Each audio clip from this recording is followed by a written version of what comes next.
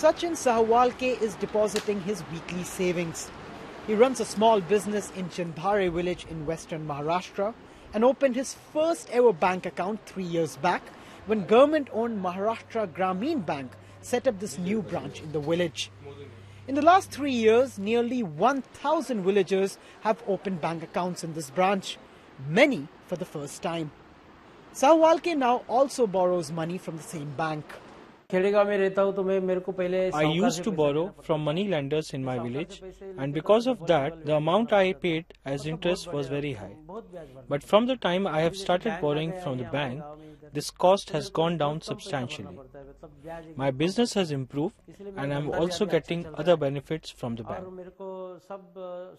More than half of India's 1.2 billion population is without a bank account, and most of these citizens reside in villages. Now, government-run banks are trying to open more branches in rural areas like this one, but there are still many villages across the country that do not have access to basic financial services. India's central bank plans to issue a number of licenses to permit companies to set up new banks.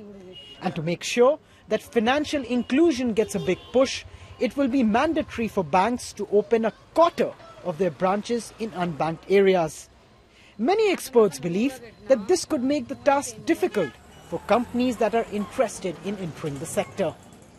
The guideline reads 25% of the branches in rural areas with population less than 10,000, and also the area should be a non-banked area, unbanked area. It's very challenging. But if you look at those players who have rural presence, who provide products and services in rural areas, for them it will be less challenging compared to many others. The country's banking sector was opened for private companies in 1991 when the Indian economy was liberalized. Since then, a flurry of private players have entered the sector and have changed the banking landscape.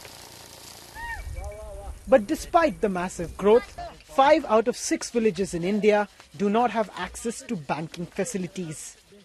25% branches in unbanked areas clearly will not address the issue of 500,000 villages that are not unbanked.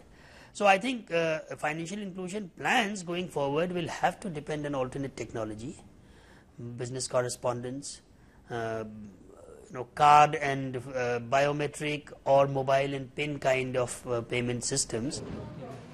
Earlier this year, the Indian government launched its ambitious direct cash transfer scheme, under which it will transfer social security funds directly into bank accounts of lower income families.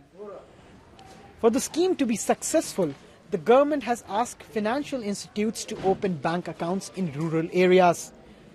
Policymakers feel that this move will give a huge impetus to financial inclusion in the country.